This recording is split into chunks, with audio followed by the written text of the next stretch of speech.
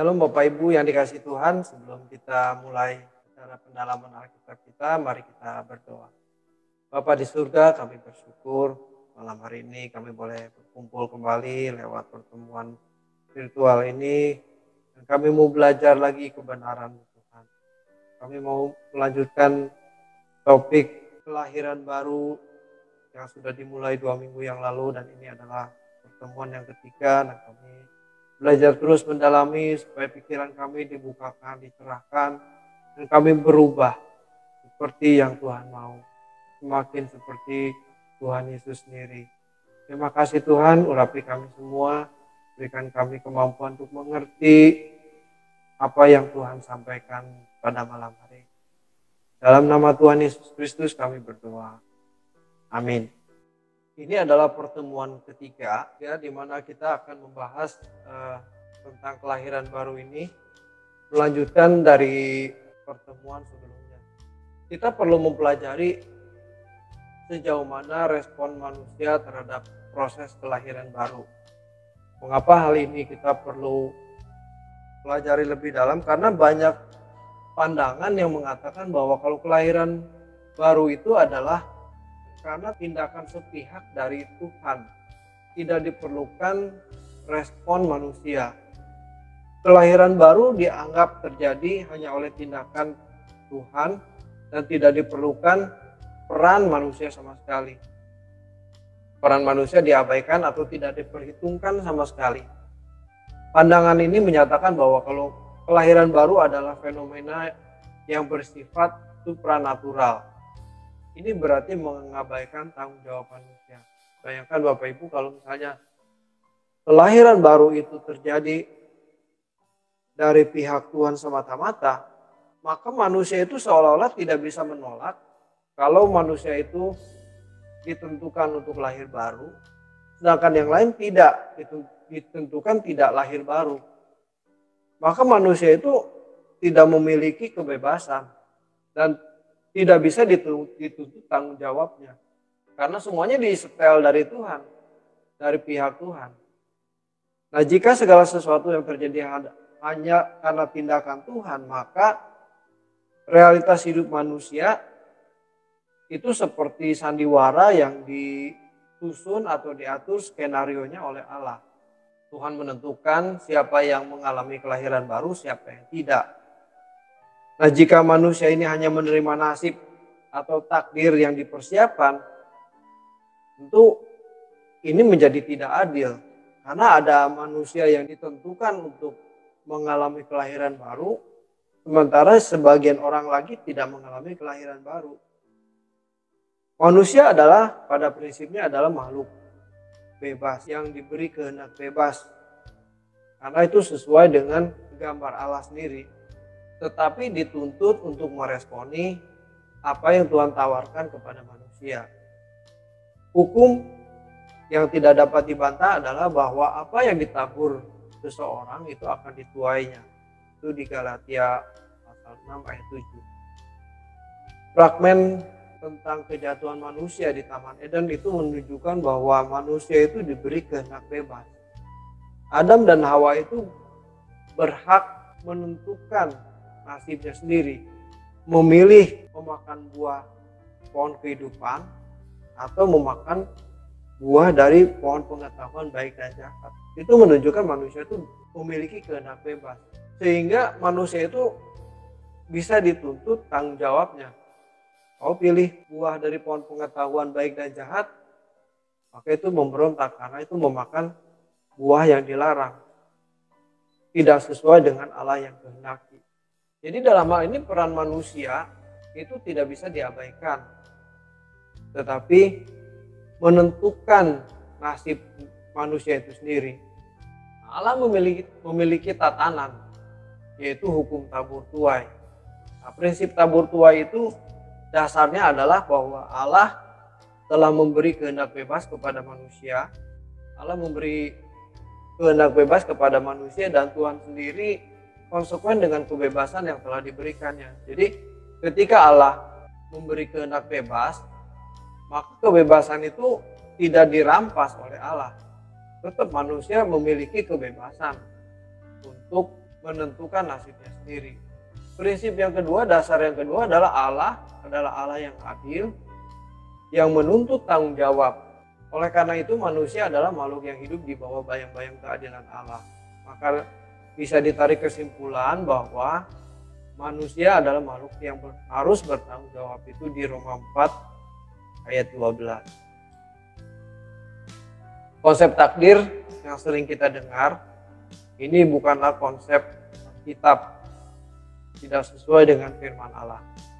Konsep tersebut adalah konsep yang fatalistik atau bertentangan dengan kebenaran firman Tuhan.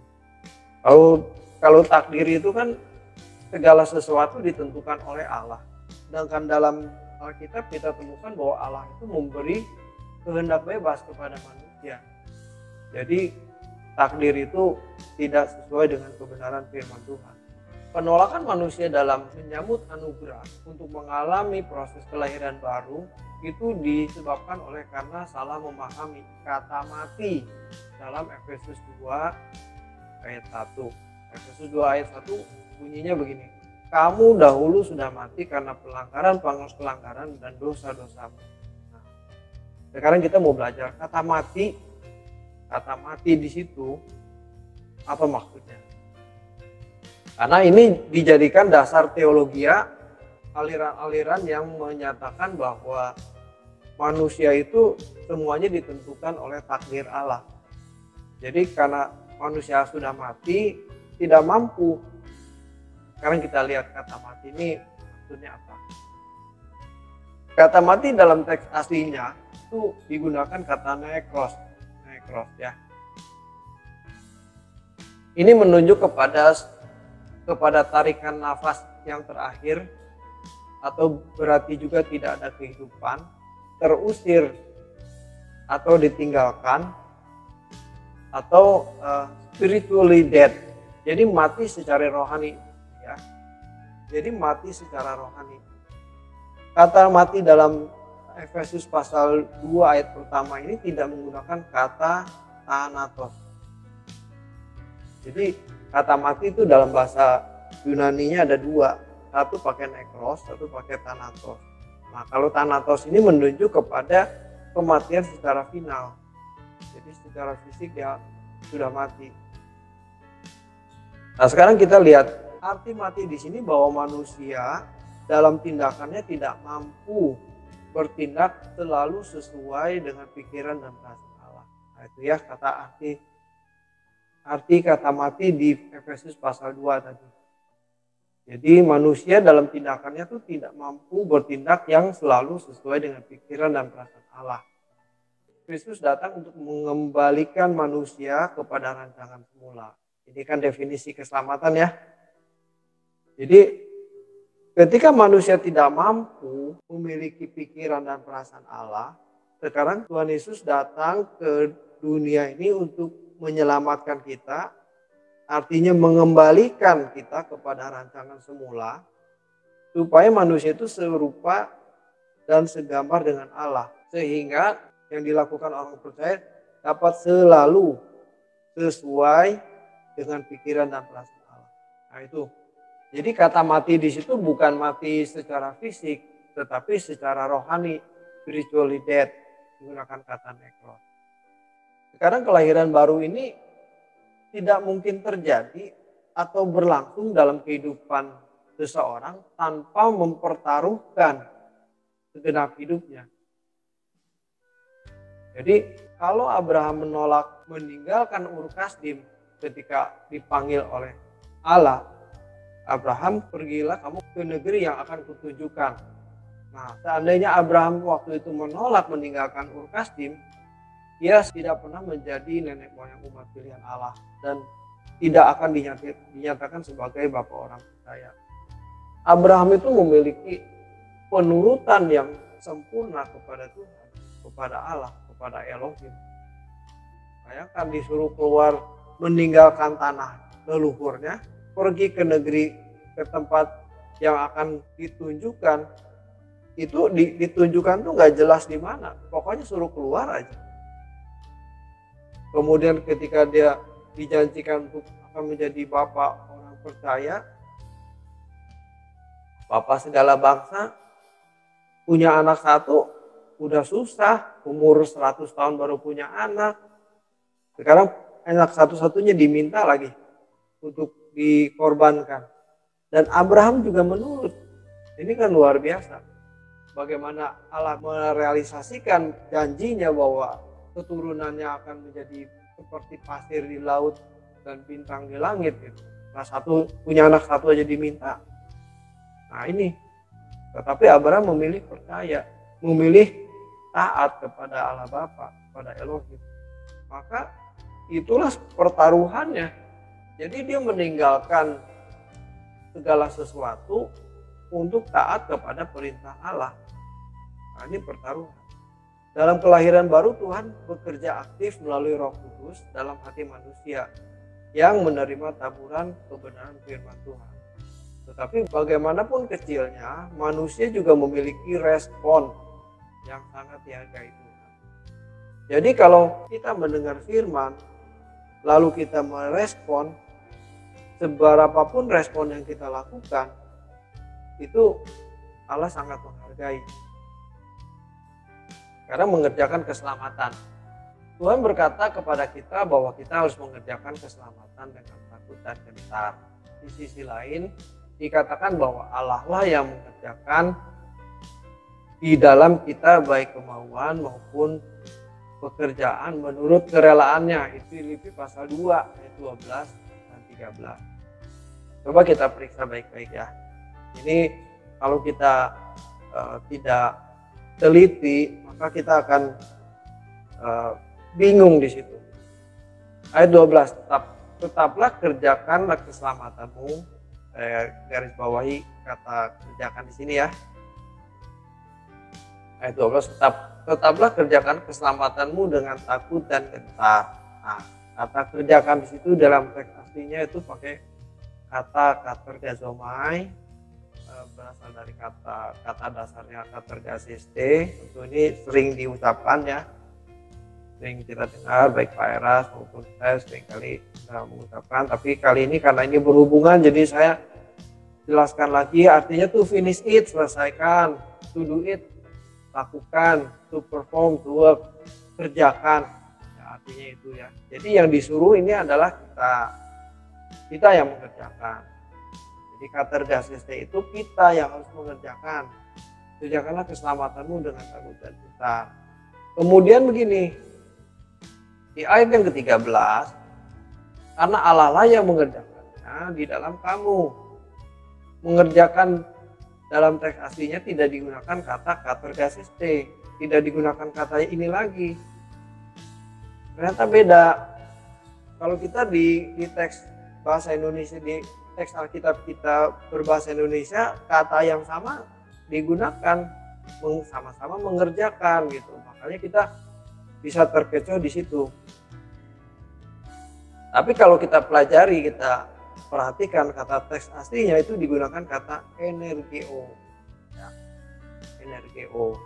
Itu artinya effectual, be mighty in, atau artinya tuh Allah memberi daya, memberi power, memberi kuasa. Jadi ketika kita mengerjakan keselamatan kita, ya, ketika kita mengerjakan keselamatan, itu Allah memberi daya. Allah memberi daya. Jadi Allah memberi kuasa agar kita bisa mengerjakan. Karena kalau tanpa pertolongan Roh Kudus kita nggak mungkin bisa mengerjakan keselamatan, itu tidak mungkin bisa. Itu harus ada kerjasama dari kedua belah pihak. Pihak Allah yang mengajar, yang memberi firman, yang mencerahkan. Nah kita merespon, oh mestinya begini toh, aku salah sama ini, berubah. Nah, itu yang mengerjakan keselamatan. Kematian di dalam Tuhan ini bertalian dengan usaha untuk memadamkan atau mematikan keinginan daging. Karena keinginan daging ini selalu bertentangan dengan kehendak Allah. Jadi kalau kita sebagai anak-anak Allah tidak mematikan keinginan daging, maka itu belum menjadi anak Allah. Tadi ini kan pertaruhan nih. Jadi kita pertaruhkan hidup kita supaya kita ini bisa menjadi anak-anak Allah. Nah, kalau kita nggak mempertaruhkan, maka kita pasti tidak akan mematikan keinginan daging kita. Kita akan tetap dengan prinsip hidup kita, dengan pikiran kita. Nah, ini harus dipadamkan. Segala sesuatu yang bertentangan dengan kehendak Allah. Nah, yang keinginan daging ini adalah tindakan ambisi pribadi, cita-cita pribadi, dan sebagainya. Kemudian mengarahkan diri sepenuhnya untuk melakukan kehendak Allah. Kematian diri ini tidak menghilangkan kehendak bebas manusia. Jadi ketika kita menyerahkan diri kepada Tuhan, kita percaya bahwa Tuhan yang menolong memimpin kita, itu kita dengan rela hati untuk taat melakukan apa yang Tuhan kehendaki, bukan dipaksa oleh Allah atau secara mistik Allah mengubah manusia. Tidak seperti itu ya. Jadi tidak menghilangkan kehendak bebas manusia. Manusia tetap memiliki dirinya sendiri melalui penyangkalan diri terus-menerus. Seseorang menyerahkan kehendak dirinya kepada Tuhan. Jadi dengan rela hati menyerahkan kehendaknya kepada Tuhan. Ketika seseorang hendak menundukkan diri sepenuhnya kepada Tuhan, maka hak hidupnya seperti hak memiliki uang, memiliki fasilitas, hak memiliki penghormatan, itu diserahkan kepada Tuhan. Jadi tidak lagi memiliki hak, tetapi haknya diserahkan kepada Tuhan. Nah, kalau kata percaya kepada Tuhan itu kan pistewo ya. Sering ya kita dengar ya. Pistewo itu kan artinya menyerahkan diri kepada objek yang dipercayai. Jadi kalau kita mengaku percaya kepada Tuhan, kita pistewo kepada Tuhan, itu artinya kita menyerahkan diri kepada Tuhan. Nah, kalau hak kita nggak serahkan, uang kita nggak serahkan, fasilitas, kesenangan, harga diri, kehormatan kita nggak serahkan kepada Tuhan, itu nggak percaya namanya, nggak pistewo. Nah, itu kita harus rela menyerahkan segala sesuatu untuk Tuhan. Nah, orang yang mengalami proses kematian di dalam Tuhan itu ditandai dengan dosa tidak lagi berkuasa dalam tubuhnya yang fana. Nah, dosa tidak lagi berkuasa. Dosa itu pengertiannya adalah hamartia. Hamartia itu meleset. Meleset dari apa? Meleset dari kehendak Tuhan. Apa yang Tuhan kehendaki kita tidak lakukan, itu meleset. Ini adalah hukum yang terpenting dalam kehidupan kekristenan. Sehingga untuk mengalami proses kematian ini diperlukan hal yang utama. Pertama, kalau kita mati bagi dosa, itu artinya kita tidak dapat berbuat dosa lagi. Tidak dapat berbuat dosa lagi. Kita mesti periksa diri ya. Sekarang kita masih berdosa nggak? Oh, mungkin kita bisa ngotot, wah mana mungkin manusia selama hidup di bumi tidak berbuat dosa lagi. Ini adalah proses. Semakin lama makin sempurna. Artinya kalau dulu kita melakukan dosa untuk hal-hal yang besar, hal-hal yang katakanlah pelanggaran moral, orang lain bisa lihat gitu ya, itu kan hal yang besar gitu. Makin lama makin hidup bersih, makin hidup suci, dosanya makin kecil. Atau kalau diumpamakan secara fisik tuh, kalau dulu dosanya segede batu pondasi gitu, gede-gede, lama-lama makin bersih dosanya bukan cuma batu koral atau batu kerikil, tapi bisa jadi debu halus yang kalau bukan Tuhan yang lihat itu nggak bisa tahu. Orang mungkin tidak bisa melihat dosa kita gitu, berarti makin tidak dapat berbuat dosa. Jadi dosanya tuh makin lama makin kecil, dan itu makin bersih di hadapan Tuhan. Oleh sebab itu komitmen bahwa kita sudah mati bagi dosa harus merupakan komitmen yang harus diingatkan terus-menerus. Ini ada kata terus-menerus ya, saya garis bawahi. Karena manusia itu tidak bisa dengan instan menjadi manusia yang suci. Tidak bisa, itu lewat proses terus-menerus. Nah, kita harus hidup dalam kematian sampai benar-benar permanen mati. wah ini harus diperlukan penghayatan yang mendalam nih. Kalau cuma sekedar dengar, oh ya ngerti. Kalau tidak dihayati tidak bisa juga. Karena ini sesuatu yang tidak mudah untuk dilakukan. Tidak ada kesucian tanpa kematian daging dan naluri duniawi. Nah, dari proses ini kita dihantar kepada kelahiran baru. Jadi kalau kita tidak mengalami proses makin lama makin bersih, makin suci, kematian terhadap dosanya makin permanen. Mungkin hari ini kita nggak berbuat dosa, nanti besok dosa lagi, nanti bersih lagi, nanti kotor lagi, nanti bersih lagi. Nah, itu belum permanen. Tapi harus diproses makin lama makin permanen. Makin tidak bisa berbuat dosa. Nah itu baru bisa mengantarkan kepada kelahiran baru. Mengantar kepada kelahiran baru. Kalau enggak tetap manusia itu tidak pernah mengalami kelahiran baru. Sekalipun sudah Kristen dari kecil seperti saya. Berada di keluarga Kristen. Tetapi kalau tidak mengalami proses kematian dari berbuat dosa, maka tidak bisa mengalami kelahiran baru. Ada rahasia yang penting yang kita harus pelajari di Yohanes pasal 3 ayat 8 ini. Ini tentu kita masih ingat ya, ini percakapan Tuhan Yesus dengan Nikodemus. Ya. Ayat Yohanes pasal 3 ayat 8 bunyinya begini. Angin bertiup kemana ia mau dan engkau mendengar bunyinya. Tetapi engkau tidak tahu dari mana ia datang atau kemana ia pergi. Demikian halnya dengan tiap-tiap orang yang lahir dari roh. Itu saya nggak ngerti juga ayat ini. Ini maksudnya kemana gitu ya. Yang lahir baru tapi diumpamakan dengan angin. Tapi sekarang saya mengerti. Begini Bapak Ibu. Kata angin dalam Yohanes pasal 3 ayat 8 itu menggunakan kata pneuma. Ya. Ini diterjemahkan dengan roh atau sejajar dengan kata ruah dalam bahasa Ibrani. Roh. Kata pneuma atau roh ini menunjuk kepada inti hakikat kehidupan, unsur kehidupan manusia yang paling penting. Nah, orang yang lahir baru adalah orang yang memiliki konsep. Ini penting. Jadi konsep yang benar itu harus sesuai dengan yang dikatakan di Yohanes pasal 3 ayat 8 tadi. Konsep itu adalah kesadaran penuh dari mana dirinya datang dan kemana ia pergi. Nikodemus itu kan nggak ngerti dari mana datang dan kemana dia pergi. Walaupun dia adalah anggota Sanhedrin, ahli Taurat, mengerti kitab suci.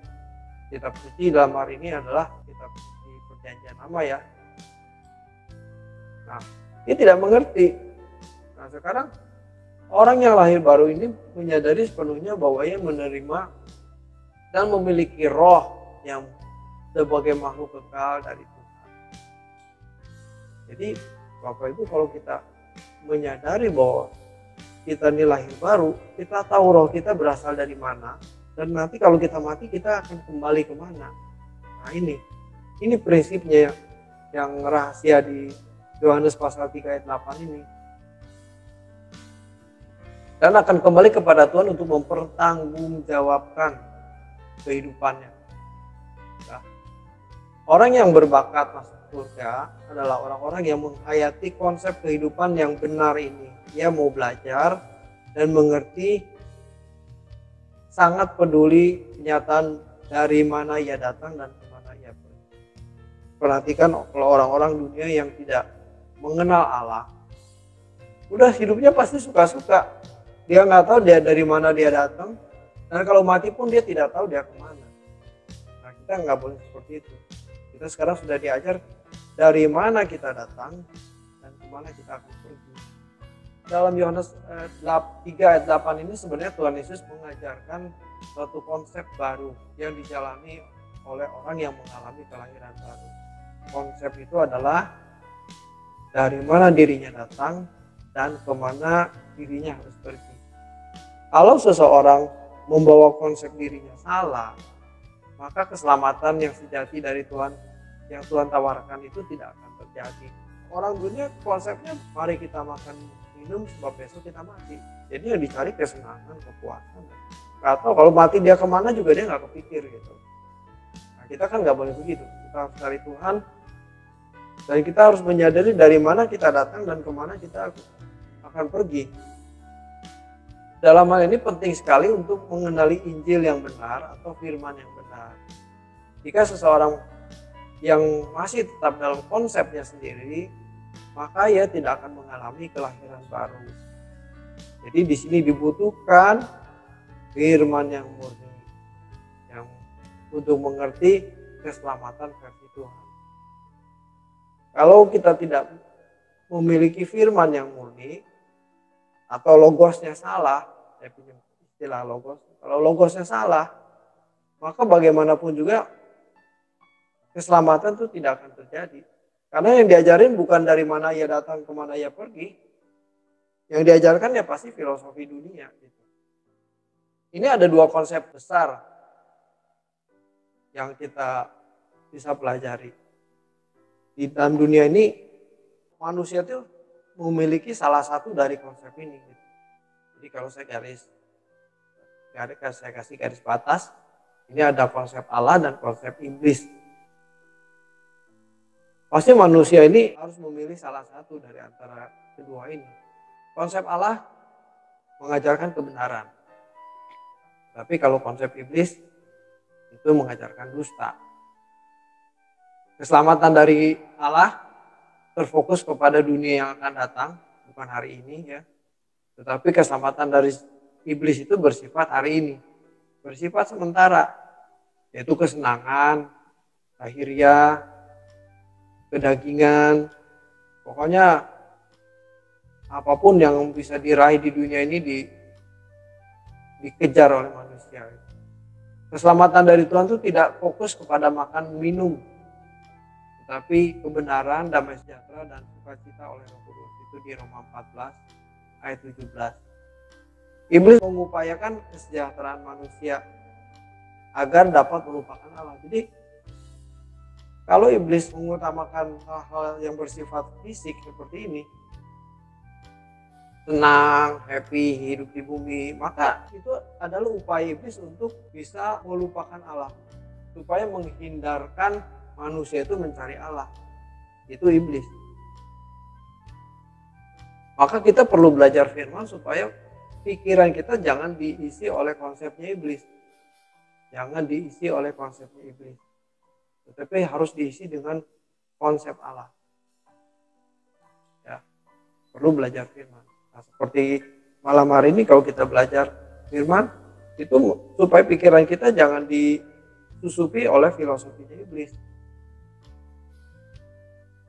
Kuasa dunia ini atau kuasa iblis ya akan membuat hidup manusia menjadi nyaman, senyaman-nyamannya sampai tidak mengharapkan dunia lain. Betah di bumi, padahal dunia akan menjadi lautan api.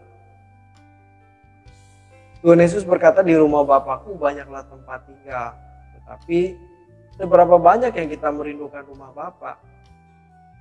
Masa kita kalau merindukan rumah Bapa kalau udah napas tinggal menggap-menggap, udah di ruang ICU, baru kita mikir Tuhan, mencari Tuhan, sudah terlambat. Seseorang mengaku percaya kepada Tuhan Yesus, tetapi mengenakan hidup tidak berbeda dengan dunia sekitarnya, atau seperti orang-orang di sekitarnya yang tidak percaya, berarti ia belum memiliki percaya yang benar. Orang boleh mengaku percaya, boleh mengaku Kristen, tetapi kalau kehidupan tidak berbeda dengan kehidupan anak-anak dunia, itu belum percaya namanya. Hanya di mulut saja mengaku. Inilah ukuran yang benar dan jujur, apakah seseorang itu percaya atau tidak. Kalau masih memiliki konsep seperti anak dunia, berarti belum. Bukan dianggap sudah percaya kalau sudah menjadi anggota gereja, aktivis, tiap minggu ke gereja, bukan itu ya patokannya. Sekarang kita lihat bahwa proses kelahiran baru ini dimulai ketika seseorang mendengar firman. lalu Roh Kudus membuka pikiran hatinya untuk mengerti. Jadi ketika orang mendengar firman dan mengerti karena Roh Kudus membuka pikirannya, itulah awal proses kelahiran baru. Awal dari proses kelahiran baru. Kata firman dalam Roma 10:17 itu digunakan kata rematos. Ini berasal dari kata rema, kata yang sama seperti yang digunakan dalam Matius 4 ayat 4. Orang yang tidak memiliki iman yang benar tidak akan mengalami kelahiran baru. Nah, firman yang diberitakan ini harus disampaikan terus menerus. Saya senang dengan kata terus menerus ini. Karena kita nggak bisa dengar firman, hari ini kita dengar firman, besok nggak dengar.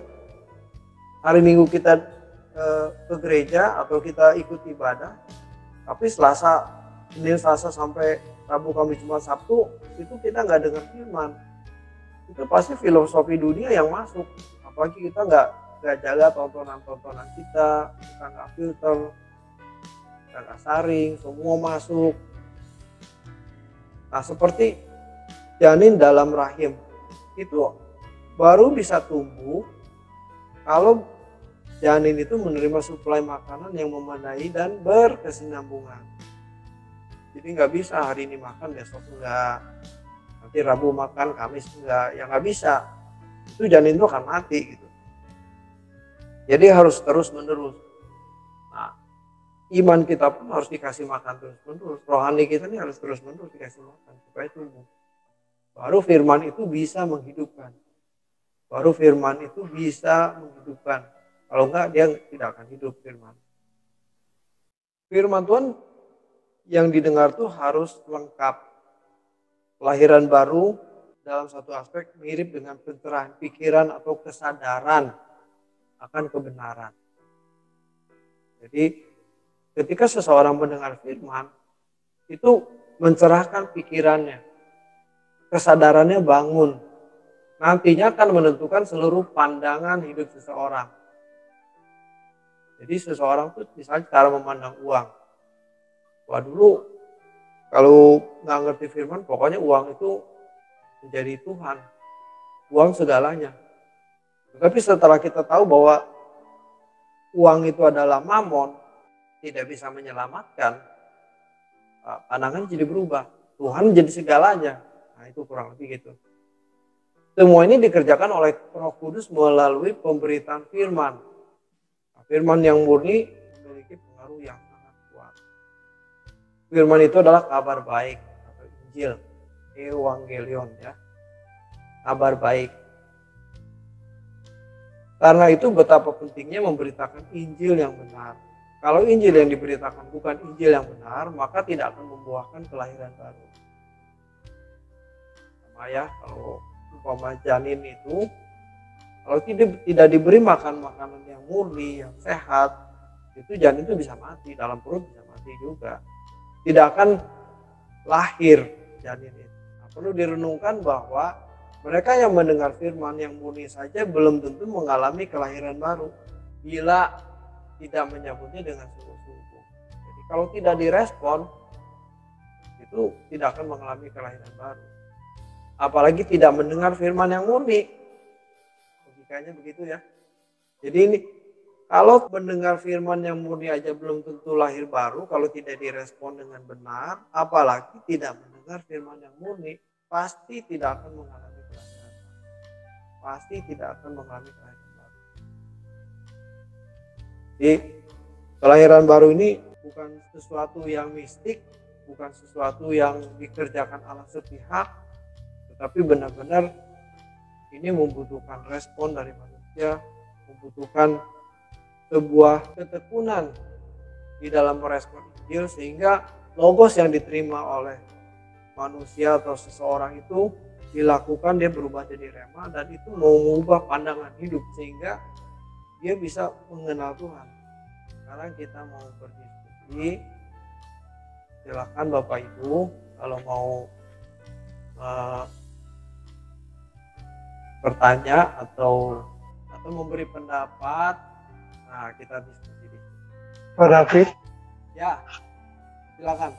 Pak James. Iya. Ya, Iya. silakan, Pak. Saya melihat ini pengajaran tidak melihat golongan umur ya Pak ya. Ya, Jadi dari sekolah minggu pun ini sama penyampaiannya, isinya oleh Pak Eras sampai kita yang sudah lansia.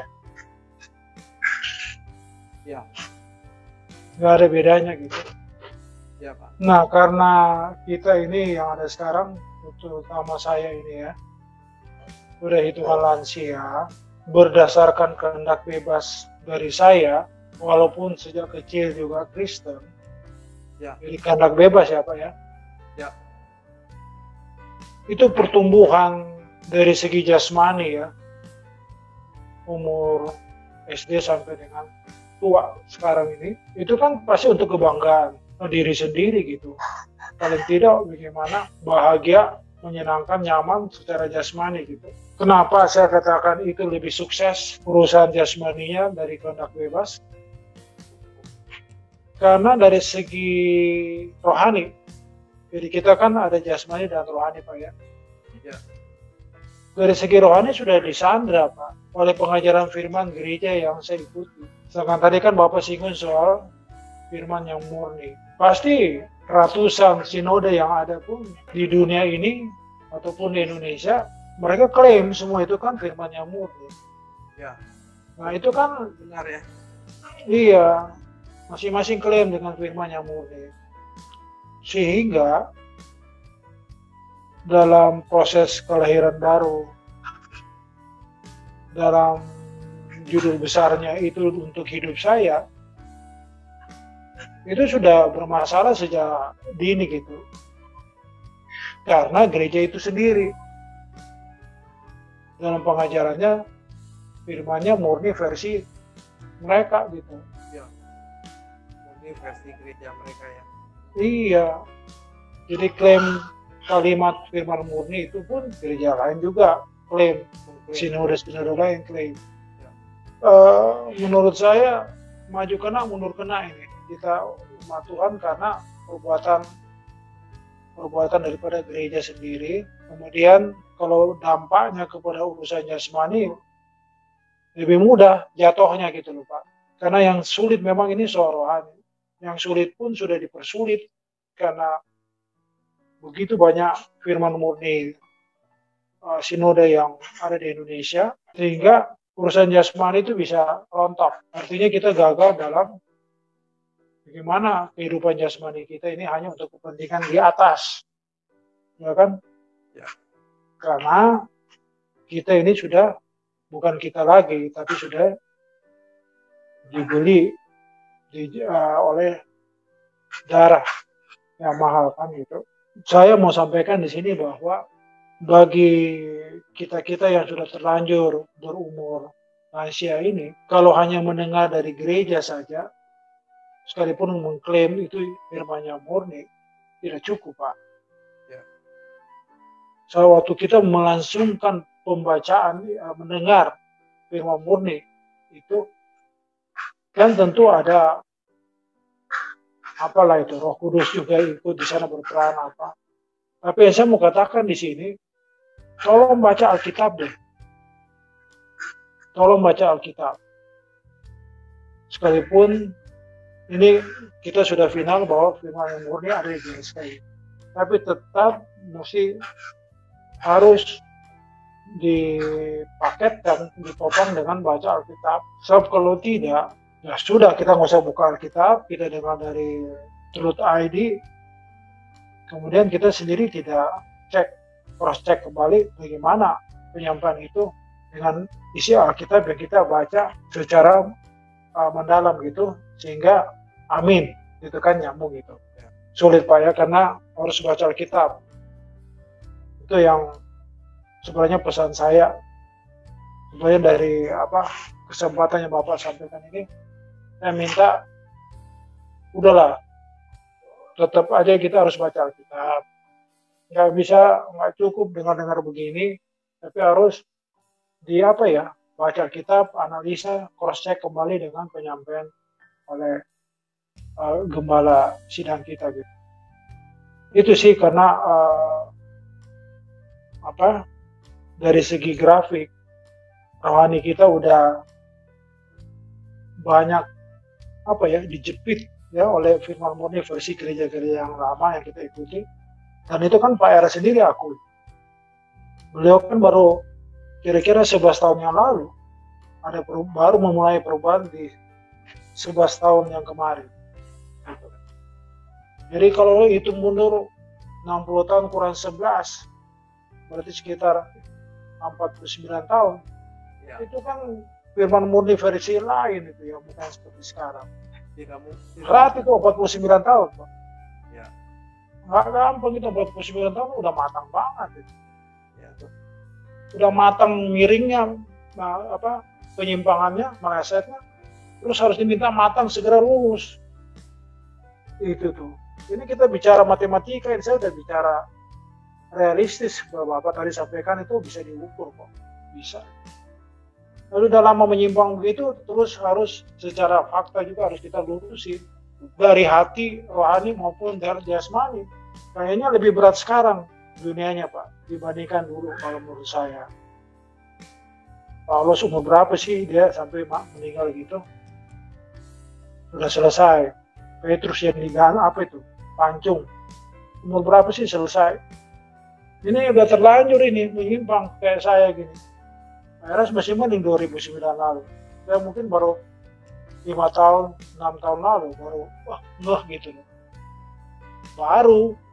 Tapi sebagaimana mempertanggungjawabkan kelurusannya itu yang dikatakan benar, itu berat, Pak. Tapi titipan saya sih, tolonglah baca Alkitab supaya makin klop pemahaman kita seperti apa disampaikan oleh pembawa firman gitu. Itu aja sih dari saya. Terima kasih, Pak. Oke. Terima kasih, Pak Jen. Saya setuju dengan pendapat Pak Jen bahwa kita harus baca Alkitab. Kalau ditanya, saya kalau baca Alkitab nggak ngerti, tapi kalau baca renungan terus lebih ngerti. Ya pasti. Karena itu kalau ibarat makanan, baca Alkitab itu sama seperti kita belanja bahan makanan di pasar. Kita sekolah harus mengolahnya. Sedangkan kalau kita baca renungan turut itu udah seperti kita beli makanan di restoran yang mengolah Pak Era gitu loh. Masakan rohani yang diolah oleh Pak Era. Itu seumpama seperti itu. Ya pasti lebih mudah dicerna, apalagi Pak Eras bukan orang sembarangan. Dia belajar, mendalami, dan bagaimana dia menjelaskan hal yang sulit itu menjadi bahasa yang sederhana dan mudah diterima. Bapak Ibu kalau baca buku-bukunya Pak Eras ya, itu membaca buku yang tebal-tebal. Seperti yang hari ini kita pelajari itu bahasa tentang kelahiran baru itu kan teologinya mendalam. Penggaliannya tuh mendalam gitu, tapi diterjemahkan dalam bahasa yang sederhana dan mudah gitu. Bahkan kalau dibandingkan dengan buku-buku teks buku teologi ya, wah itu jauh. Artinya jauh tuh dengan kualitas penggalian yang mendalam, tetapi ketika dibaca itu bahasanya bahasa khotbah. Jadi pendeta-pendeta di daerah sekalipun yang tidak sekolah tinggi teologi ya, itu ketika membaca bukunya Pak Eras itu bisa dikhotbahkan lagi. Gak habis itu buku setebal 300-400 halaman gak habis dalam waktu 1 tahun dia diajarkan ke jemaat gitu. Nah, tetapi balik lagi kita juga harus tetap belajar, tetap baca Alkitab. Menarik sekali sebenarnya baca Alkitab ya. Kita kalau melihat Alkitab begitu tebal ya. Tetapi kalau kita baca satu hari 5 pasal itu nggak sampai 1 tahun habis. Benar. Ini saya kasih bayangan ya. Alkitab itu totalnya tuh terdiri dari 1.200 pasal dari Kejadian sampai Wahyu itu. Saya udah hitung kalau saya baca 1 hari 5 pasal itu nggak nyampe 1 tahun. Kalau nggak salah 8 bulan apa berapa? Apa 10 bulan gitu. Itu selesai. Jadi kalau kita dengan tekun dan rajin kita pelajari, baca pelan-pelan. Ya kalau nggak, kita mungkin tidak bisa mengerti seluruhnya gitu. Tetapi sebagian kita yang bisa mengerti, kita pelajari sampai kita ngerti. Nanti mungkin jawabannya ketika kita baca kitab lain, oh rupanya di ayat ini tuh ngomongnya ini, ternyata nyambung nih di ayat ini. Nah itu nanti Roh Kudus yang ngajarin ya. Kita jangan sok pinter, kita harus dengan rendah hati. Nanti Roh Kudus kasih tahu. Ini loh maksudnya ini loh. Aku dulu ngomong di ayat ini tuh di kitab ini ayat itu begini maksudnya. Ini sekarang jawabannya ada di sini. Nah baru nyambung gitu loh. Nah kalau nggak baca Alkitab, gimana Roh Kudus mau ngingetin? Gimana Roh Kudus mau ngasih tahu? Gak bakalan. Jadi harus baca Alkitab. Nah, kalau nggak mampu sehari 5 pasal, 2 pasal lah. Kalau 2 pasal setahun lebih sih. Kalau antara 3 sampai 4 pasal tuh setahun tuh selesai. Jadi kalau yang pendek bacalah 4 pasal. Kalau yang panjang baca 3 pasal. Itu setahun selesai.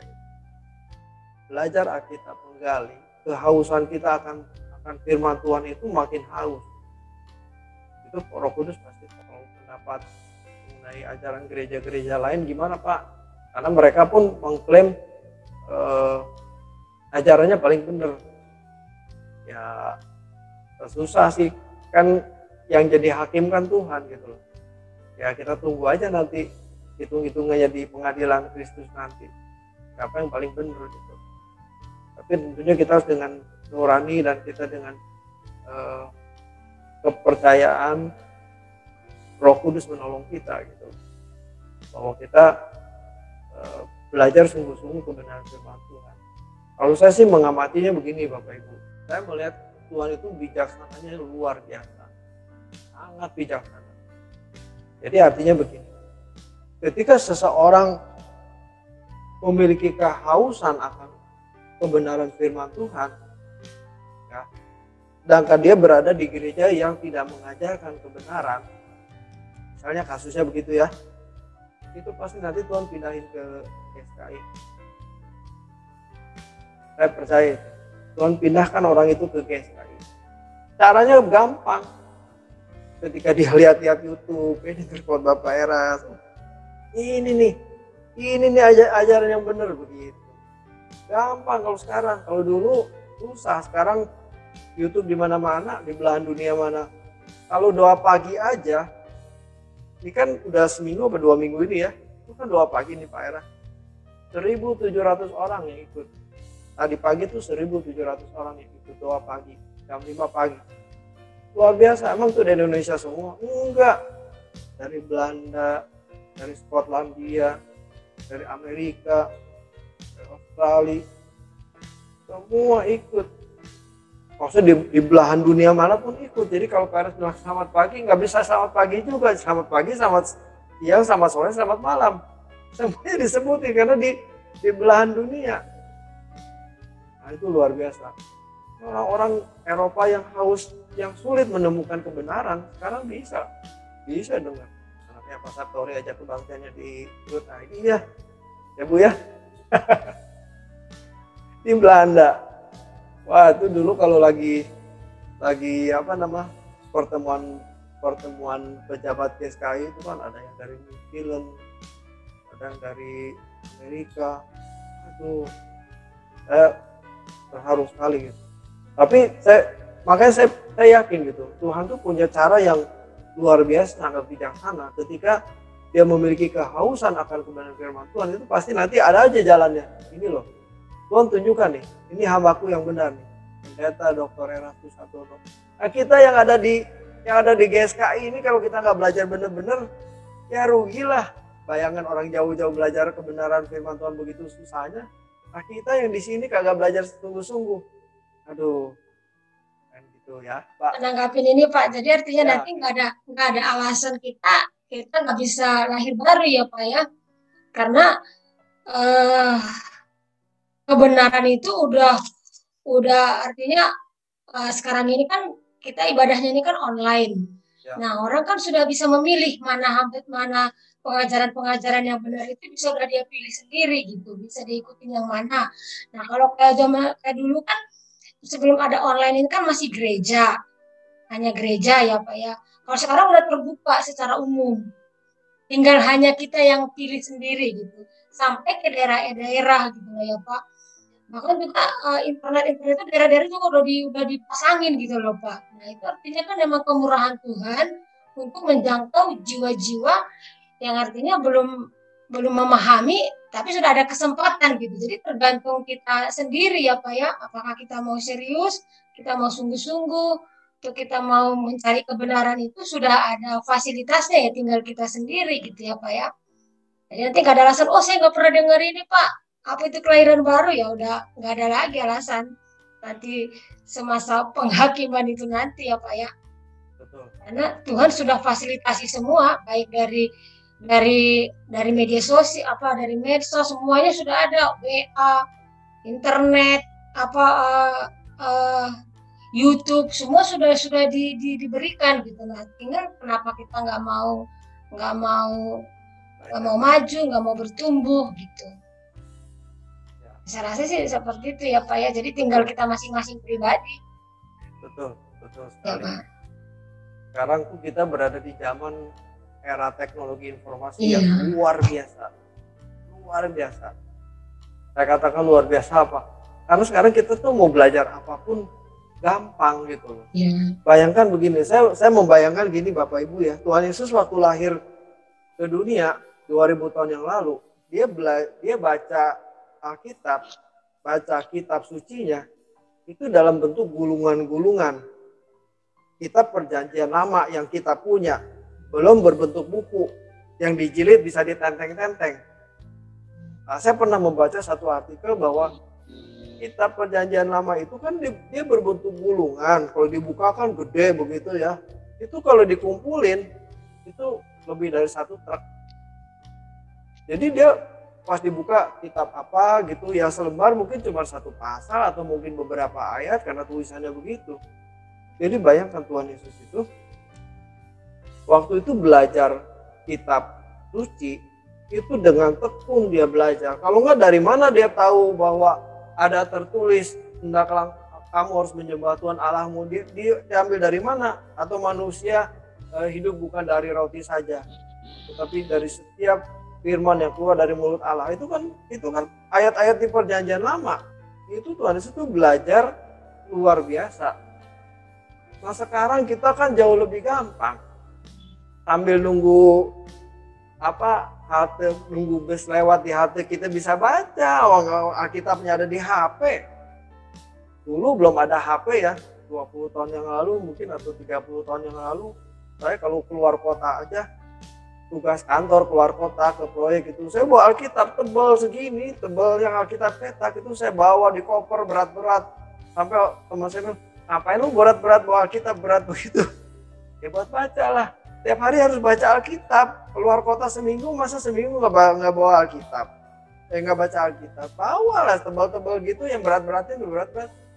Sekarang jauh lebih gampang, setelah 30 tahun kemudian ada di HP. Tapi udah ada di HP masih juga nggak mau dibaca. Aduh, saya mau ngomong apa ya? Saya jadi kayak ngomongnya jadi, kalau saya pinjam istilah ya kebangetan, keterlaluan gitu.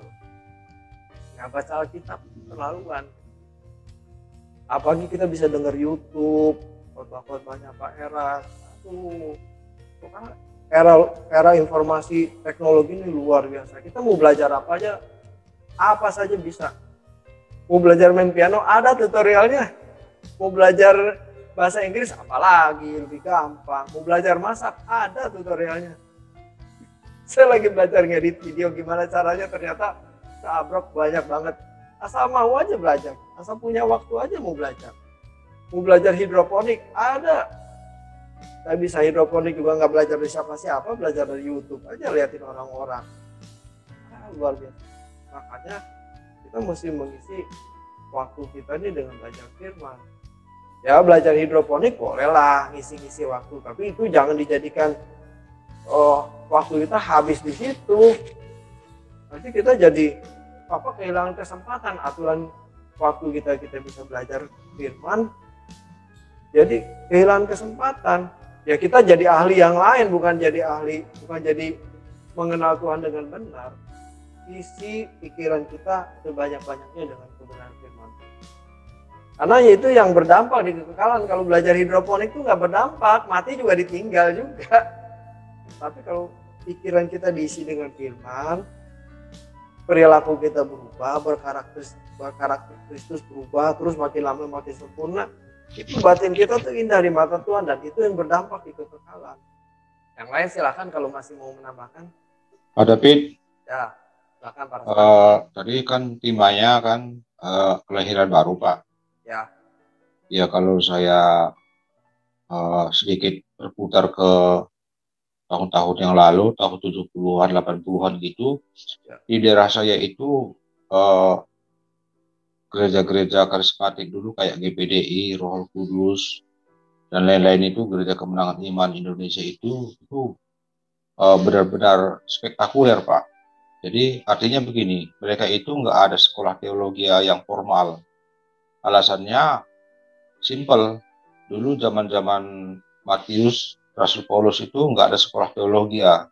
Injil pun belum seperti sekarang. Tapi karena mereka berdoa, berpuasa, ya mereka punya kuasa dan Roh Kudus dari surga. Dan mereka itu membaptis orang itu udah dibilang sudah lahir baru gitu, Pak. Dan memang mereka punya ya katakanlah spesial apa gitu, Pak. Bukan saya pernah itu ke suatu gereja mereka itu tahun 80-an itu, jarak 2 meter saya dengan pendetanya itu kayaknya semacam ada getaran yang berbeda gitu, Pak. Dan itu bukan sekali 2 kali dan beberapa pendeta. Dan mereka itu memang benar sangat-sangat berkarisma gitu, Pak. Nah, sekarang kembali lagi ke zaman-zaman yang tahun 2000-an ini, saya juga kan banyak teman, Pak, di sekolah jurusan teologi di daerah saya di Kota Medan itu ya lumayan bagus sih. Dan mereka juga ada sekolah di Filipina. Nah, terus mereka menguraikan yang kelahiran baru itu ya nggak jauh berbeda dengan yang didefinisikan oleh Pak David Adam dan Pak Eras. Cuma Pak Eras kan lebih detail dan lebih jelimet kan begitu.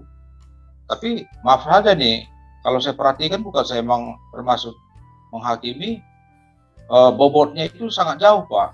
Mereka hanya pintar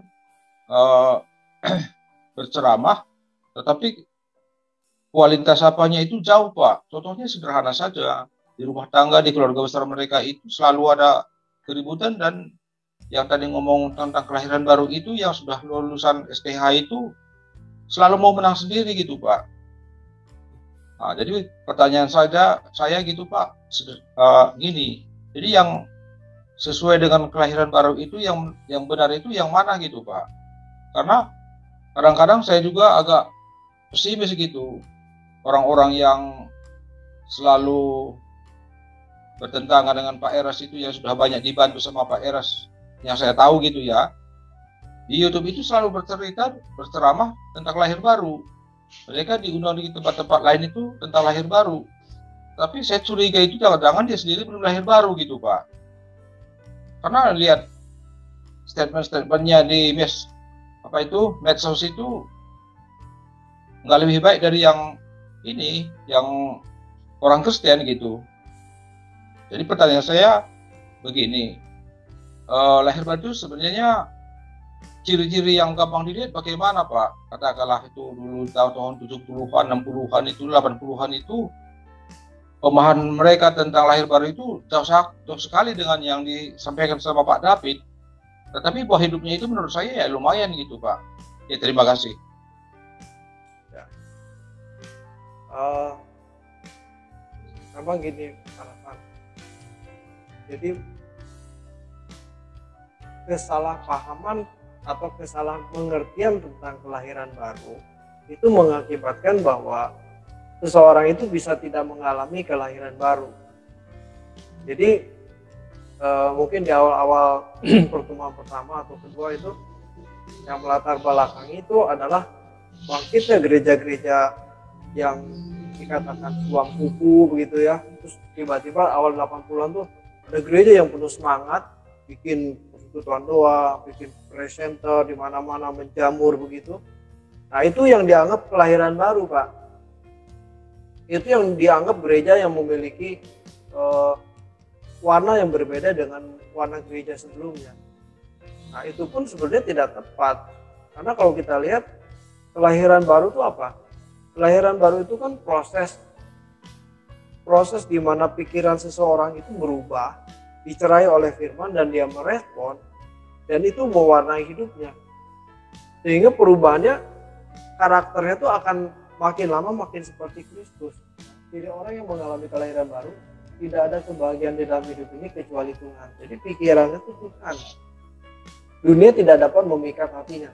Bukan berarti dia tidak hidup di dunia lagi, enggak, tetap hidup di dunia, tetapi hatinya sudah melekat kepada Tuhan. Jadi kebahagiaan itu bukan karena dia memiliki fasilitas di bumi, punya rumah, punya mobil, punya deposito, uang banyak, punya jalan ke luar negeri bisa, mau beli apa aja bisa. Nah, itu kan sebenarnya senang, tapi itu filosofi dunia.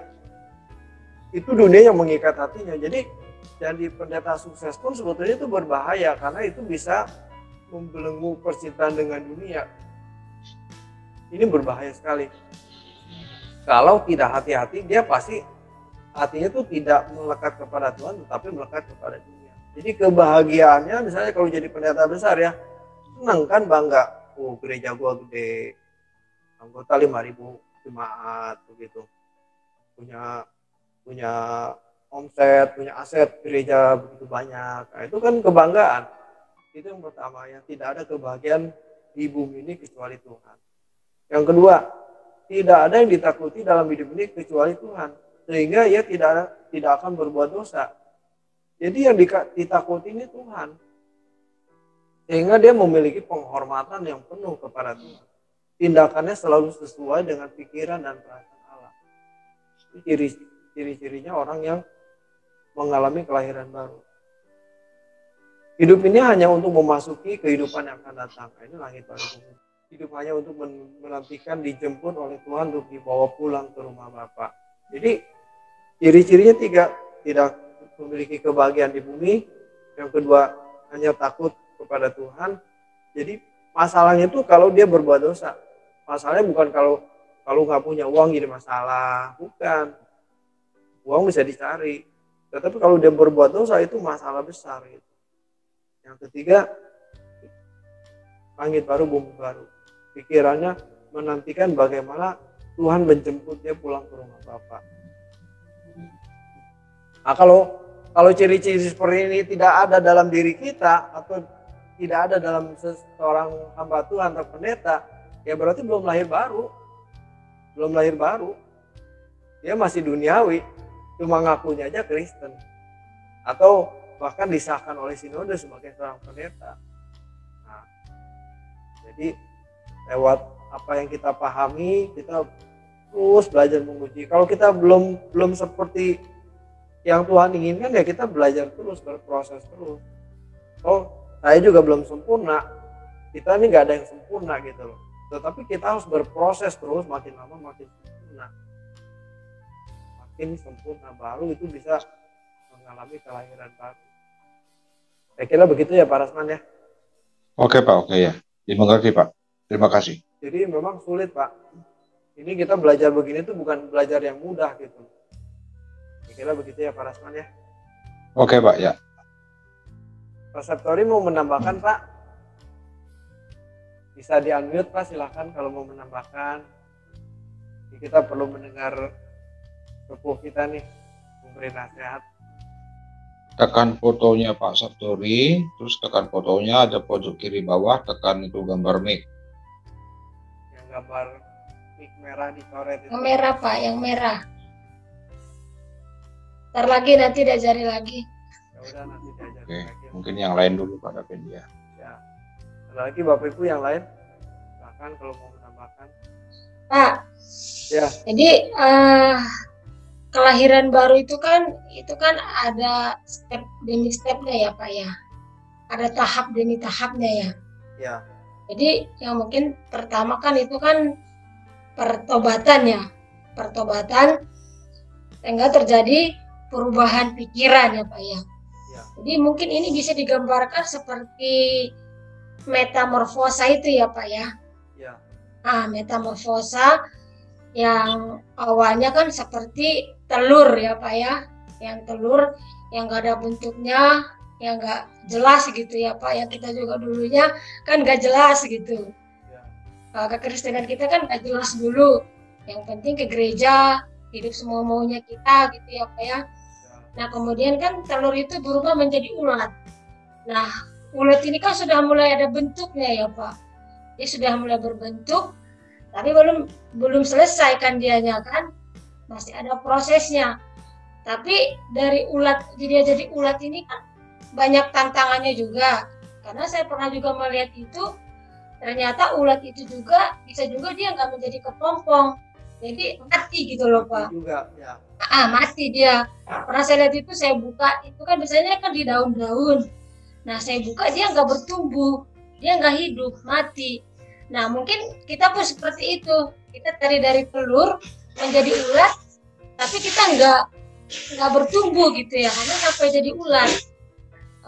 Karena apa? Karena banyaknya kan tadi tantangan. Nah, ulat ini mau menjadi kepompong ini kan banyak juga tantangannya, ya kan Pak, alam, mungkin angin apa, kadang juga diambil orang, dipetik, nah nggak jadi kepompong dia.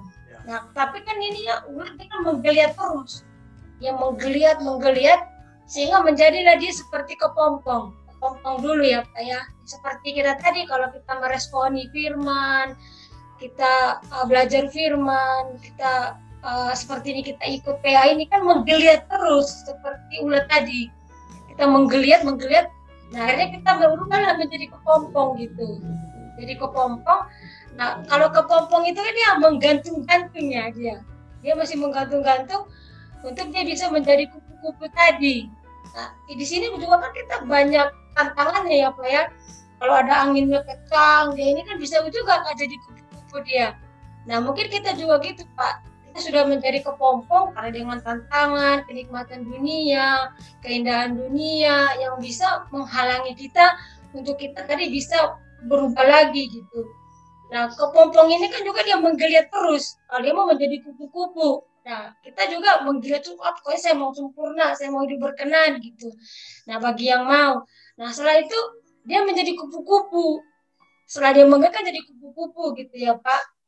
Dengan kita sudah melewati tantangan, melewati rintangan, apapun kata orang, kita tetap jalan terus. Yang penting aku mau Tuhan. Kita memandang Tuhan terus, dengan artinya kenikmatan dunia pun yang menghalangi kita nggak masalah, persoalan apapun gitu. Nah kupu-kupu kan masih ada juga kupu-kupu yang masih kecil gitu ya Pak, yang masih perlu ini gitu. Nah setelah menjadi kupu-kupu dewa, inilah batasnya kali kita sampai menjadi kupu-kupu dewasa, yang artinya kan kita sudah menjadi indah. Nah indah itu kan orang sudah Tuhan menikmati kita. Nah kupu-kupu itu kan kalau udah menjadi kupu-kupu kan indah Pak, cakep kan. Kalau dia masih kepompong kan orang geli melihatnya. Nah waktu dia juga jadi ulat kan orang kan geli melihat. Tapi kalau sudah kita menjadi kupu-kupu, yaitu tadi kelahiran baru kita tadi yang seperti ciri-ciri yang pada kita di ini kan, maka dengan kupu-kupu kan orang kan suka melihat kupu-kupu. Pasti semua orang suka kupu-kupu, lihat warnanya, ininya. Nah mungkin itulah kelahiran baru kita Pak. Orang pun, Tuhan pun menikmati kita gitu ya. Tuhan sampai dinikmati Tuhan lah kita. Itulah finish kelahiran baru kita ya Pak ya. Sampai di situ kali Tuhan pun menikmati kita ya, seperti kupu-kupu tadi, kita menikmati kupu-kupu itu. Makanya kan orang senang kupu-kupu, mana ada orang jijik kupu-kupu, pasti orang semua senang dengan kupu-kupu. Jadi kelahiran baru kita itu pun kita akan disenangin orang kali gitu ya Pak. Ya walaupun mungkin ada juga sih yang tidak suka, ya, seperti kayak Pak Eras kan nggak semua disukain orang ya. Ada bagi mereka yang tidak mau seperti kupu-kupu itu gitu loh. Ya enggak Pak. Bagi mereka yang tidak seperti kupu-kupu itu gitu. Nah mungkin seperti itu kali ya Pak. Seperti metamorfosis itu kali kelahiran baru kita itu, sampai kita seperti kupu-kupu yang indah yang akan dinikmati Tuhan, dan orang pun akan menikmati kita. Tetapi kan itu prosesnya kan panjang ya Pak ya, harus menggeliat terus sampai kita menjadi kupu itu. Nah, jadi banyak orang hanya sampai jadi ulat, banyak orang hanya sampai jadi kepompong, dia nggak sampai Pak kepada kupu-kupu. Jadi sampai ulat saja dia nggak menggeliat terus, akhirnya meninggal. Dia mungkin sampai jadi kepompong. Nah dia nggak menggeliat terus sehingga nggak menjadi kupu-kupu gitu kali ya Pak. Nah itu sih Pak mungkin ininya gambaran-gambaran mungkin dari kelahiran baru tadi itu prosesnya gitu ya Pak. Tahap demi tahapnya sampai Tuhan akan menikmati kita. Itulah kelahiran baru kita gitu Pak. Saya jadi ingat gini Rem, ketika kupu-kupu sudah dewasa itu orang lain bisa menikmati, Tuhan bisa menikmati. Nah, saya jadi ingat jadi di Matius 7 ayat 23 itu, aku tidak mengenal kamu, ya. Iya. Kata mengenal di situ itu kan digunakan kata ginosko. Iya. Perhatikan ya Bapak Ibu ya. Ginosko itu bukan sekedar mengenal secara pribadi ya. Kalau Tuhan tahu mengenal kita ya pasti Tuhan mengenal lah, wong kita ciptaannya. Tapi yang dimaksud di ayat itu bukan mengenal dinikmati. Ya, tapi dinikmati, tapi Tuhan menikmati. Artinya kalau Tuhan tidak mengenal, aku tidak mengenal kamu, itu artinya Tuhan tidak bisa menikmati kita gitu. Kenapa nggak bisa menikmati? Kelakuan kita buruk. Kelakuan kita tidak sesuai dengan apa yang Tuhan kehendaki. Tuhan nggak senang. Coba aja kalau anak kita nakal, kita jengkel nggak? Jengkel, pasti. Nah itu kan logikanya sama. Kita ngaku-ngaku anak Tuhan, tapi kelakuan kita tidak seperti yang Tuhan inginkan. Tuhan bilang, aku tidak menikmati kamu, tidak bisa menikmati kamu. Aduh, luar biasa. Jadi perumpamaan tentang kupu-kupu, kepompong, ulat berubah jadi kepompong, kepompong jadi kupu, ya itu harus sampai bisa dinikmati oleh Tuhan. Dan pasti kalau Tuhan menikmati kita, pasti orang-orang sekitar kita pun bisa menikmati kita. Orang-orang lihat, ini orang Kristen luar biasa ya kelakuannya, gitu. Karakternya luar biasa. Harus sampai di situ. Nah kalau yang diceritakan Parasman tadi, udah jadi pendeta tapi rumah tangganya masih berantakan begitu, wah itu mah belum lahir baru, masih mengerikan itu. Kalau mati mah nggak jelas kemana tuh Parasman. Oke, makin jelas ya diskusi kita, makin melengkapi ya. Jadi kalau kita punya bayangan, tadi saya mau itu tadi tentang kata menikmati yang Reni jelaskan ya. Terus tadi disebut juga kata pertobatan, bertobat. Saya mesti jelaskan lagi bahwa bertobat itu kan, bertobat itu kata asli bertobatlah kamu, kerajaan surga sudah dekat, di Matius 3 ayat 2 itu kan itu digunakan kata metanoeite. Itu perubahan pikiran atau metanoia atau metamorfosa, seperti perubahan dari ulat berubah jadi kepompong dan berubah jadi kupu-kupu. Itu perubahan pikiran, jadi tidak bisa instan. Itu kan perubahan warna gradasi ya, dari hitamnya makin kurang, kepekatannya makin kurang, berubah jadi abu-abu terus ya, dari hitam terus makin lama makin terang, makin putih terus saja. Nah, ini makin ke kanan ini makin bisa dinikmati. Jadi prosesnya tuh tidak bisa instan, itu harus lewat proses panjang, harus dilakukan setiap hari, setiap saat, baru kita bisa mengalami kelahiran baru. Kalau enggak kita akan seperti yang dikatakan ulat itu ya mati, belum berubah jadi kupu-kupu udah mati. Oke, menarik sekali ya perbincangan kita. Semoga ini bisa menjadi pencerahan buat pikiran kita. Nah, ini tidak mudah gitu, tapi kalau kita lakukannya dengan ketekunan, dengan kesabaran, dengan pertolongan Roh Kudus, kita pasti bisa. Kalau kita nggak tekun, udahlah, ngapain sih ngurusin begini? Ya sudah, bye-bye, selamat jalan. Nggak bakal ketemu kita gitu. Tapi dengan ketekunan, Roh Kudus pasti tolong. Nggak mungkin enggak loh, kita anaknya, kita mau sungguh-sungguh mencari Tuhan, kita mau bertekad mau sempurna, nggak mungkin Tuhan nggak tolong. Itu pasti Tuhan tolong gitu. Mungkin kita akhiri pertemuan kita malam hari ini, kita tutup dalam doa.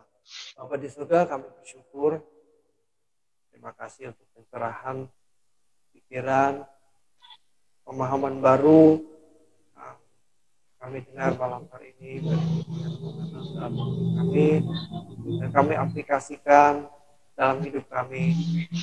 Kami lakukan setiap kebenaran-Mu Tuhan, supaya itu boleh mengubah hidup kami, mengubah karakter kami, dan kami semakin indah, semakin benar, semakin kudus, dan semakin bisa dinikmati Tuhan.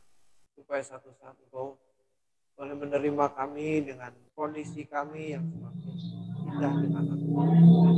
Terima kasih Tuhan, kami bersyukur kami mengakhiri pertemuan kami malam hari ini. Kami akan berkumpul kembali minggu depan dengan topik yang sama untuk pertemuan sesi keempat. Tuhan berkati kami semua di dalam nama Tuhan Yesus saja. Haleluya.